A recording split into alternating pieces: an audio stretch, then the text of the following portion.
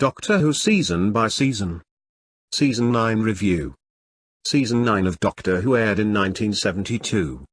It was the third season to star Jon Pertwee as the third Doctor, the third to be produced and script edited by Barry Letts and Terrance Dicks, and the second to star Katie Manning as companion Jo Grant.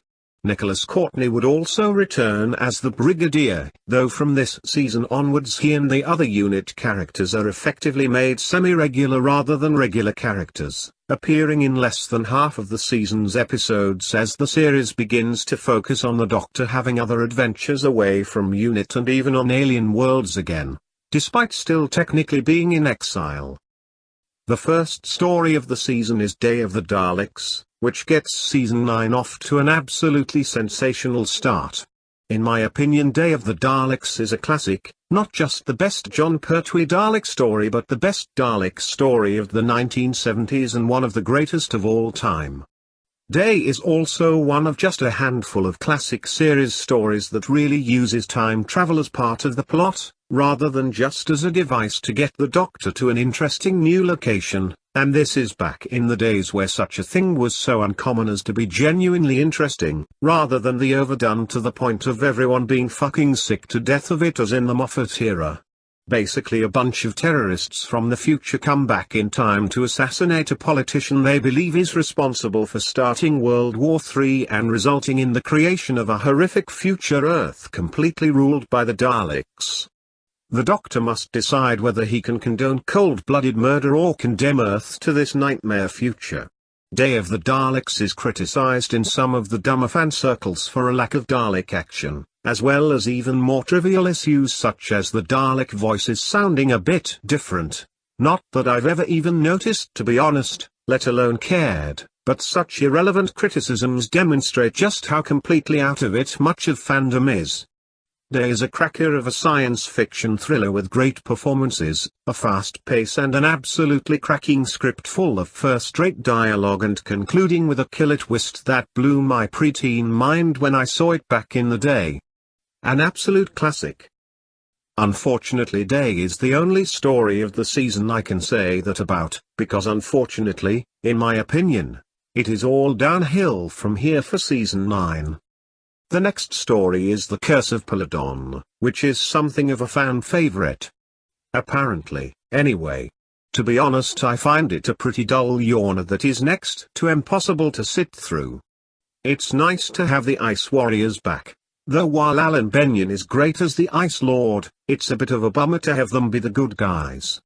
Some might say it's a nice twist, and makes a change for a Doctor Who monster, but then I don't want Doctor Who to be Star Trek. I want monsters to be monsters. The Curse of Peladon also suffers from a terrible performance from David Troughton as King Peladon, and a hideously drippy romance between him and Jo, which is utterly unbelievable given that Troughton's performance is so fey that I think him fancying the Doctor would be rather more likely than him fancying Jo. Wink wink nudge nudge, know what I mean? The Sea Devils is next and is another fan favorite, probably even more so than Curse, and often judged as one of the best Pertwee stories. I have no idea why, frankly, as I think it's as dull as it gets, and is easily Malcolm Hulke's worst script for the series.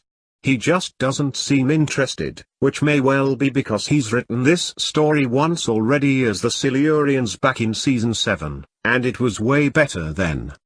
The Master's back, because we didn't get enough of him in Season 8 apparently, but while the story is well acted and generally well made, with quite impressive production values, the problem is that it completely runs out of plot about halfway through episode 2, and then spends the rest of the story just running around blowing things up and showing off lots of military hardware.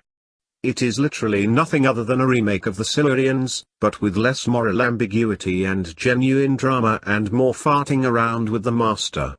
The final episode is particularly egregious, as when the story should be running toward an exciting climax, it instead winds down so slowly that it seems that the director was literally nodding off behind the camera. I pretty much share his sentiment at this point. Unfortunately, things actually get even worse at this point. The next story is The Mutants, which is often judged as one of the absolute worst stories of the Pertwee era by fandom as a whole, and this is one of those occasions where fandom and I are actually in agreement. The Mutants is absolutely abysmal. The Discontinuity Guide hilariously summed this story up by noting that Jeffrey Palmer is the best thing in it, and he gets killed off in part 1, and that pretty much does actually say everything you need to know. There's some hideously bad CSO, and while there are a number of reasonably interesting sci-fi ideas in the script, it is not one of Bob Baker and Dave Martin's better efforts.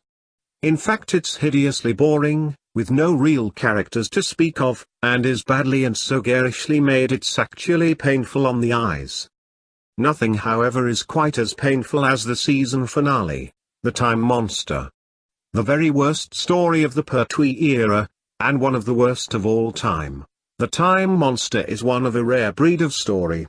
In fact, there's only one or two at the most I can think of like it, that is not just awful, or terrible, but is so outrageously shit that it is an almost traumatic viewing experience and results in a post-traumatic stress syndrome of being unable to remember just how bad it is until you're actually watching it. Seriously, I'm not joking here. You look back and think that was a really bad story, wasn't it? Like Time Lash or something. But it might be good for a laugh. At least, right? Wrong. Don't do it. Run for your life. You do not want to be in counseling for the rest of your life just because you tried to give The Time Monster another try. It's not worth it, I beg of you. Having heard all of this, you might have got the impression that I don't like Season 9 very much. And you'd be right. I am not, as I have previously stated, the biggest fan of the Barry Letts production style, but nonetheless there is no other season in his run quite as bad as this one. It is even more baffling to look back at day as the start of the season and wonder how on earth a season that started on such a kick-ass note could possibly degenerate so fast and so much. It is the worst season of the Jon Pertwee era, the worst season of the 1970s, and one of the bottom 3 worst seasons of the classic series. If it wasn't for the fantastic Day of the Daleks, I would give this season even less than a D-.